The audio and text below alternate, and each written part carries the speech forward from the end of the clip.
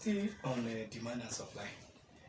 You know, there's no way we talk about demand, it goes with consumer. I will not talk about producer who supplies. And this time around, supply is the opposite of the demand. That is, the higher the price, the higher the price, the higher the quantity supplied. Which means that when price changes, when price increases, producer will want to produce more. So as a result, he supplies more because he wants to make more profits. If you look at the curve here, the higher the price, at P1, the quantity supplied is QX1. At P2, it has increased. Then the quantity supplied also increased. So which means that as the price increases, the quantity supplied will definitely increase. That's the law of supply. So here now we want to see what's the correlation between demand and supply.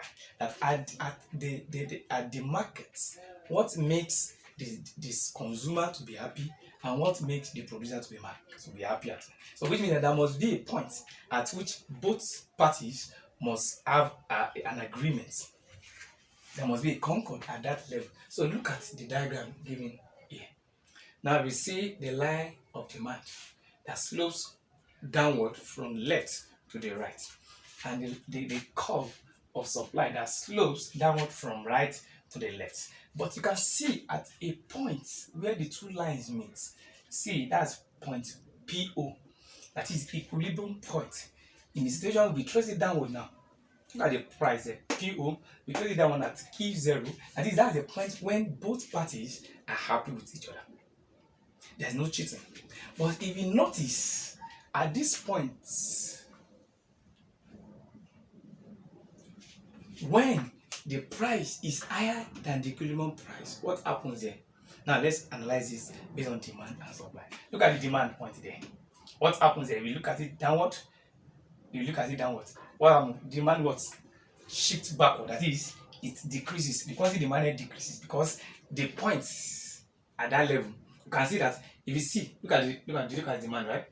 You look at it at P2. Demand. Who makes demand here? That's consumer, right? If you see what the consumer will do, you see, this is the consumer. That is, look at this. If you look at it critically, okay, let me start the analysis. Now, demand slopes from what? That is, the higher the price, the lower the quantity demanded. Oh, sorry, I paused it. Alright, so now if you look at P2, that is, at this point, look at this region here. This region here. You can see that this region is above the equilibrium price. So which means that at this point, when the price has increased, one, consumer will want to produce more. But at that point, the producer will want to produce more, while the consumer will demand less. And at the end of the day, there will be what? Surplus. Because producer is producing more just because price has increased. But at that point, the consumer who demands, we want to demand less because the price has increased. So at the end of the day, the producer will produce more and there will be excesses. So if you look at the point below equilibrium, that is, the price has decreased here. So which means that consumer will want to what? Produce and consume more by buying more quantity demanded. But at that point, when the price has reduced, what happens to the supplier, the producer? Want to demand and produce less. And when there is less production, what happens? There will be scarcity. Because consumer will want to demand for more. But at the end of the day, what is on ground is not enough. At that point, we experience scarcity. But at that point, when the price has increased, then we experience surplus, excesses. So that you can now see that at this point, PO, when the two parties meet, it is at that point that they are both happy.